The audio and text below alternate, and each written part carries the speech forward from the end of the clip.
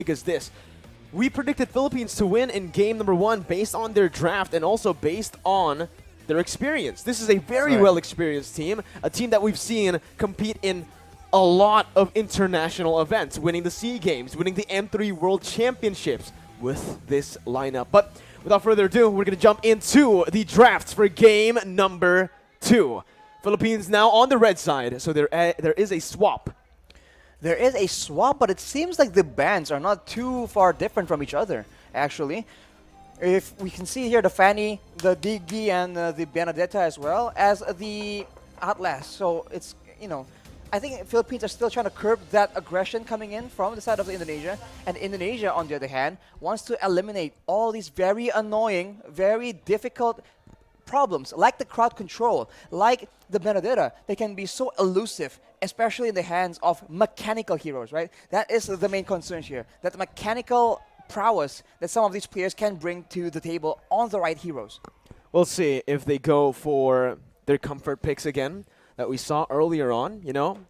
We did see Soriano pick that Beatrix. It's a signature pick. He's known as the Filipino sniper ever since he picked up that Beatrix at M3 when he displayed the crazy accuracy on the Renner, right? He also went on to get the finals MVP at M3. So whenever you see a Beatrix, especially on this Filipino side, you just expect them to find a lot of success with it. And they did early on. They utilized the Beatrix really well by clearing out the waves faster than the Melissa, not taking those trades, and again, going for that efficient macro gameplay by rotating together as a team. The Ube scrap that we've seen so many times before worked up against Team Indonesia.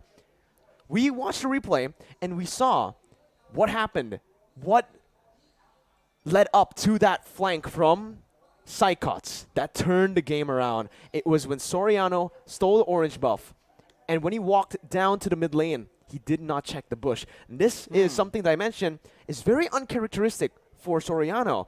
Usually on the Renner, he shoots at every bush, Just he in doesn't case. leave any bush behind. He tries to open it up, and sometimes even after shooting it, he walks in just to check. And that's the little mistake. That's the little moment that actually ended up being the core, the reason, Exactly. the sole reason, I believe, as to how Indonesia were able to come back. It's definitely the turning point, right? It only takes one moment for you to lose a game where you've been dominating for about 10 minutes.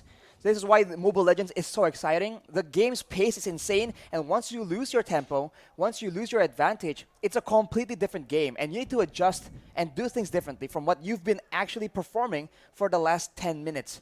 So now we'll have to see.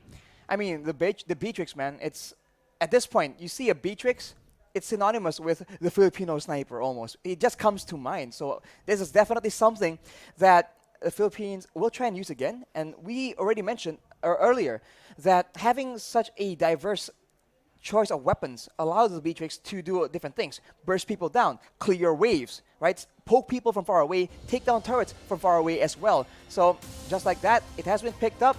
And if you look at Indonesia though, that Farsa ban, I think they're trying to curb the range from the Philippines, because that is something that the Philippines absolutely use to their advantage. The kite back and that range advantage to poke down, slowly but surely, the members from Indonesia. To add on to that, you know, we already know that the Farsa is just a signature pick for Imam in that mid lane, but Indonesia will go for the same pick. You pick up the Beatrix, we'll take the hero that countered that Beatrix, that was able to give the Beatrix so much problems in game number 1.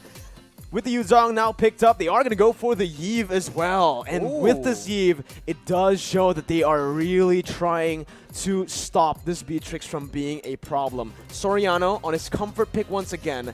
Majority getting countered by 2 heroes, technically, right now. With the right item builds, 2 or 3 bolts from the real-world manipulation will be enough to zone away to get the Beatrix low enough that he'll be out of the fight.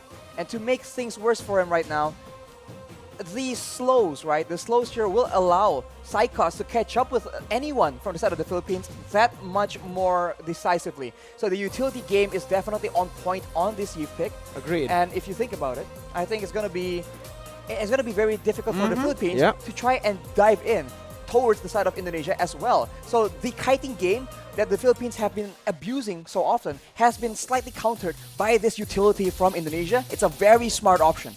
The Matilda, though, they're still going and opting for the same pick as game number 1. But like we mentioned, Philippines don't really need to change their drafts.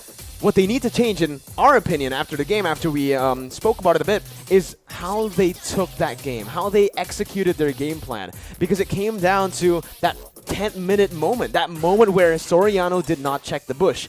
That moment gave Indonesia a chance to turn the tides, and this time Philippines need to be a bit more disciplined. They need to stick with what works. Don't change the course of action by going for these team fights that are technically, or yeah, literally unnecessary with this team composition. They can disengage really well, they can siege very well, but you can see right now with the Melissa ban, Philippines are already changing just a little, just a few things.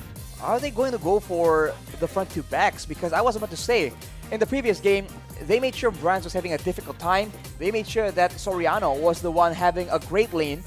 But due to that action, Saykots was able to actually be relatively impactful in the game, despite a very rough early game as well. So maybe, I was thinking that they might just change their area of focus. But now with the ban towards Brands here, it seems like they are planning on doing the same thing, just better, just cleaner. Well, in game number 1, they banned out the Leslie and the Claude. So that means with the Melissa ban, one of those heroes will be left to open. Leslie and Claude, which are both lethal on the hands of Bronze, right? And looking at how he played the lane, honestly, I do feel like Philippines might want to give Indonesia the Claude, ban the Leslie, right? Because Leslie will create more problems for them, especially if Brands gets to farm as he usually does. He's so good at playing it slow, farming to get those power spikes. And now we're going to have to see what they go for in the bans right now. And Rashi, what do you think it's going to be? Ooh. Valentina has been banned away from Indonesia, by Indonesia actually, so Philippines, they won't have that kind of flexibility available to them. So it's interesting to see what exactly will be the solution, especially for that Yves. Not a lot of heroes can match that mid-range coming in, that long-range artillery and utility. So they might just go the opposite direction and go for something aggressive, something that can just be a big problem, a big kill pressure, kill threat for that Yves. On the side of the Philippines, though, they go for that Claude ban instead. So Leslie is the option that they would rather face, Mirko. All right. That's something that I personally don't agree with, right? I expected them to ban the Leslie because in the later stages, this Leslie is going to create more problems for them. Remembering that Philippines already have a taunt, already have some CC, and they already have very good disengage. With the Matilda, the Claude won't really be able to catch up in a lot of these positions, right? But I feel like Philippines are looking at it in another way. They're looking at that Yves, they're looking at that Divine Judgment from the Kaja and the Furious Dive, obviously with the Petrify from the Yu Zhong. All these three heroes can lock people down for the Claw to deal so much damage, and this team fight hero is going to fit really well in Indonesia's composition. So Philippines, they're already changing a few things here now, hovering over the Faramis to go to the mid lane into the hands of Imam, and this will definitely help them because the Faramis was also one of the reasons as to why they weren't able to melt the Indonesian members down. Not just melt the Indonesian members down, it's also the reason why they lost that fight, where they were able to keep, Indonesia was able to keep Brands alive using that Cold Altar, and of course, off the back of a very great play from Brands himself. But with the Faramis in the picture, the Philippines have a lot more utility when it comes to actually actual survivability. They have a lot of saves, a lot of shielding, and now with the Cold Altar, that extra bit, that second chance at in the middle of a big fight. But for Indonesia, having more control on where the Philippines can maneuver around, that might be a better solution. They have banned away the Lapu-Lapu as well, so the dive potential from Philippines is very, very minimal, and we have to see what exactly will be the choice here, because for the Philippines, it seems to be the same thing. Front to back all the way, abuse range, save our core members, and just like that, the answer from Indonesia, Leslie, and now it's the Akai. Well, now considering that they have these two very vulnerable backline heroes. They need something like the Akai to provide a bit more peel, cover for the team, but Philippines respond with Grok in the jungle for Del Rosario. What? We mentioned that he likes to go for some crazy picks sometimes, like the Valentina, the Guinevere as well in the jungle. Well, he's trying to pull off the Grok in the jungle now here in IESF. Last time we saw it, it was high. It was high, and it's just a very interesting situation here because earlier in the game number 1, we saw that for Indonesia, they had an assassin, right? And that assassin was critical because in the late fights, you saw that Soriano was just unable to get anywhere safe. He was chased away by the Black Dragon form, and he was deleted by Taz on the Gusion. Now, with an Akai instead of a Gusion, can Indonesia get the same kind of pressure onto Soriano? Well, that question will be answered very, very soon as we enter the game, Arashi. But this time, I think we can agree that we want to see the best of 3 go all the way. Oh, so absolutely. this time, me and Arashi will be predicting Indonesia to win, to use the caster curse to get the most value out of this incredible series of Indonesia versus Philippines once again as we jump into the Land of Dawn with Taz starting on the orange buff and Del Rosario doing the same on the opposite side. Slow start for both these junglers. They are tankier junglers essentially, so they are going to be playing a lot more for utility, but I guess Taz on the Akai can be a lot more aggressive. And just like that, you can see that the Philippines, they really enjoy using Villaluna to get a lot of information and just be a big nuisance. And you can see the response coming in from the Indonesian players. The Philippines already dictating what the movements are going to be. Both teams, again, just fighting for that mid-control that is so prio, so necessary now in this current meta. Both Taz and Del Rosario are looking to go for this Lethal Wanderer, but it does feel like Indonesia will have a bit more of an advantage with the faster wave clear in the mid lane. That's the Lethal Wanderer secured by Taz, getting him a bit more XP and gold to play with. So he'll have that power spike very early on, already at level 4. As we mentioned, the wave clear game is now being a lot more monitored, a lot more managed by the players from the side of Indonesia. They've suffered from it once, they are not trying to suffer the same fate again. So right now, they're just moving around, and I think before the first turtle spawns, it's going to be relatively slow. But as I say that though, uh-oh, there you go. That's the barrier with a wild charge. Saykots now going to be caught. First blood over to Philippines, but look at Taz. He's able to bring the members back in with a heavy spin. Del Rosario going to fall. The jungler for the XP lane, and Dapda will be forced to flicker out of there. Villaluna a bit late on this rotation to match up against the Indonesian mid laners, but it is still just going to be a 1-for-1.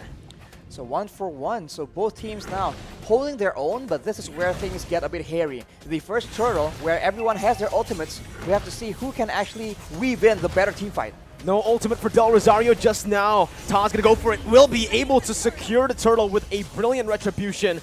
Dreams gets knocked up, but Philippines decide to back off. Now Dreams flickering forward, gets the Divine Judgment onto Imam, who's able to flicker away. Saykots has the Black Dragon form, looking for it, just decides to zone the Filipino members here and backs off.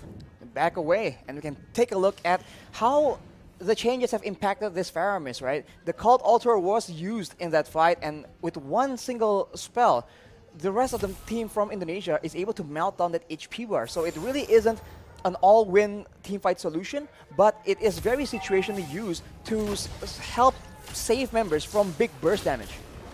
Now it's a complete change from game number 1. Imam, though, going to be immobilized. That's the damage coming through. Whew. Sniped down by Brands, but the kill will go over to Hijume. Brands sacrificing a bit of gold there in the bottom side, but will still be able to catch up down below to pick up that cannon minion.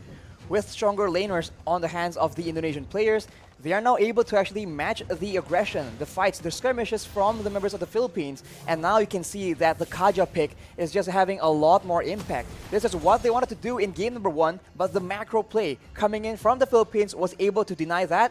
That won't be the case for this game though, and now this becomes a contest of proactivity. Who can have the higher work rate, the more versatile maneuvers, and just the more proactive plays. And this is the reason as to why I felt like the Leslie should have been the hero to be banned out by Team Philippines, because you can see on this Leslie, sure, you're very vulnerable, but you also are really good at actually going at duels up against the Beatrix. I would actually say in a 1v1, it's skill dependent, but Leslie has a bit of an edge. Why? Because he doesn't need to target any of his skills. It's not a skill shot. Meanwhile, for the Beatrix, you need to go for those render shots to actually be able to compete in that range battle. They have to be careful though, because Soriano has the Blade of Despair completed, and it will be a big factor in the next fight. The Turtle is being pressured for both teams, but it seems like the Indonesians will have a bit of a lead in the control game. Divine Judgment and the Petrify. Imam gonna be able to pop the Cold Altar. Taz against 3 members, still able to secure the Turtle. Right now, Saykots jumps in with the Black Dragon form, zoning the backline away. Dapadap gonna be pinned down onto the wall with the heavy spin, and that's Hijume who picks up the killing spree. Everything going well for Indonesia, and everything going wrong for Philippines in the early game of Game 2. They lose a member to the pickoff, they lose a Turtle to the steal, so Indonesia is completely taking over and looking completely different. Is this a momentum thing? We'll just have to see. Hijume with the Ice Queen's wand right now will ensure that the Filipino members need to be a bit more careful, even more careful in how they want to position. They've been getting caught out without that slow as well. Brands has just been farming up a storm. I really want to take a look at these items, right? It's a good steal by Soriano, but he got full turret gold, clearing waves constantly. He should have more gold than Soriano here with the assist that he got as well. But here in the mid lane, the bottom side river, Del Rosario going to be chained up again, and that's the pin down by the heavy spin.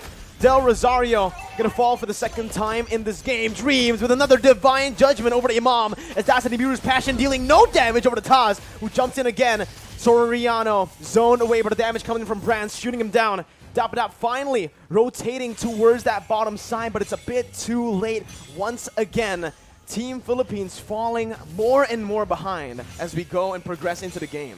The Philippines are having very much trouble trying to manage distance because they're being slowed an insane amount. At any moment, it starts with the slow and then it gets followed up with the Divine Judgment, with the heavy spin. So Indonesia's pick-off game is going exactly how they want it to. And right now, they also have the advantage when it comes to range and also when it comes to that late game. They have that artillery with the real-world manipulation, and they also have the Leslie that can do a lot of true damage up to 2k in a single hit. And in the late game, Soriano will have a lot of issues trying to get any impact done in the middle of a big team fight. There's so much CC from Team Indonesia. There's a lot of survivability from Philippines, but they need to be able to utilize that crazy engage from the Wild Charge, and right now, it just doesn't feel like they are going to be able to. Taz there going for the turtle. That's going to be the real world inflation that was popped into for Soriano to flicker out. They baited out the Cult Altar, and they baited out Villaluna into the other side of the wall. Mid lane turret going to be sieged down. Brands looking just to poke the Filipino members, but it's a good disengage by both teams. It's still a small victory for Indonesia with that turtle take. Look at how much movement, how much of a reaction you can see from the Filipino players whenever Saykots is on the map, whenever he makes an appearance. He wasn't even popping the Black Dragon form initially, and everybody was walking backwards in fear of that engage coming through. And when you are so focused like that, you are not looking at Taz with a heavy spin. You are not looking at Dreams waiting for that Divine Judgment. What I want to look at is definitely the items here for Brands, because I wonder how much gold he's actually gone this game. So far, he has been left untouched to free farm. And he's dealing so much damage. That's going to be the flicker over to Divine Judgment as well to find Del Rosario. The true damage does its work. Brands picks up the kill. Dapadap trying to look for a re-engage now, but only taunting Taz.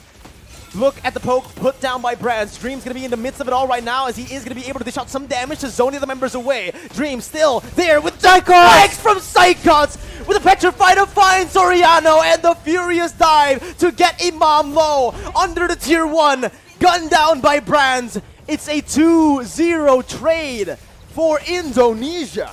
Unreal execution coming in from Indonesia right now. We thought that Saykots was the main distraction. He was the one coming in from behind. You barely notice it until it's way, way too late. Let's take a look at that replay right now. The fight was breaking up. There's a lot of action back and forth, and Saykots out of nowhere. The tower doesn't even matter because it's way too low. Indonesia able to actually push Philippines into a very uncomfortable position, and now with all the advantages when it comes to crowd control, when it comes to damage, they are looking at a cruising victory in game number 2. This is insane. Unreal. That's the word you can use for it, right? So much doubt for this Indonesian team after they qualified to represent Indonesia with only a week to prepare right after qualifying. Still able to play super well. And now they're rotating towards that top side. Taz soloing that lure. Del Rosario caught no one there to help him out.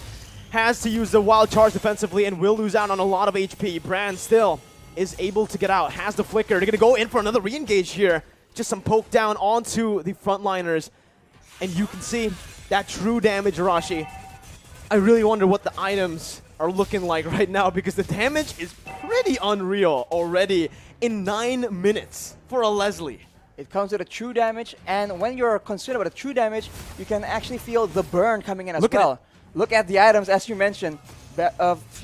The Windtalker, the Endless Battle as well, allows him to get so much more burst damage initially, and after that, the Berserker's Fury allows him to dish out a healthy amount of DPS. On the other hand, you can see the Yves, right? Hijumi with the Glowing Wand. All these tanky members are taking percentage HP damage whenever he's dishing out these spells, and they are absolutely spammable. And the Siege game is dangerous. Filipina going to be caught in that real-world manipulation. Imam as well, zoned away. The wave manipulation from Indonesia, absolutely phenomenal as they are going to be able to use the lure down below to pick up a turret. With Saykots zoning the other members away with the Black Dragon form as well. That's base turret number 1 taken down. Top side pushing in, but Indonesia will decide to just play it slow. Clear out the mid lane and reset. They have an absolute advantage when it comes down to those siege situations. Having the Yave, having the Leslie means that you do not have to go and force those fights because there's no other way for the Philippines to dish back that kind of damage. Soriano is the only solution they have, and at this point, when the only option you have, when you only have a single option, it becomes very easy for your opponents to try and adjust to that. But the Philippines, it seems like they are not willing to completely concede control just yet. They need to be very careful though, because the flank game, that flank game is just so on point from Indonesia right now. This is what we saw in game 1, only just the opposite happening here in game 2. Indonesia having control the whole 10 minutes early on. Philippines with a very similar flanking position here to look for something, but it's going to be a concealed play from Indonesia. And oh my god, Dream finds the Divine Judgment onto the best possible target. Soriano's out. Dapadap has to flicker out, but Saykots chases him down with a passive. Dapadap still surviving here. Only one member taken down, but that might just be the member that Indonesia needs to pick up some more base turrets. That high ground control is no longer available for Soriano. Dapadap trying to go in for some damage right there, but it's actually going to be petrified from Imam! He's going to be taken down. The wild charge in desperation. Villaluna in the back has to back off. It's an absolutely insane game and an insane performance from Indonesia as they knock Philippines down to the lower brackets. How? What? Oh my, we have no words left right now. How was that possible? That is insane from Indonesia. The awareness to know where are the members from the Philippines, who to target in the middle of everything against a team as patient, as disciplined as the Philippines.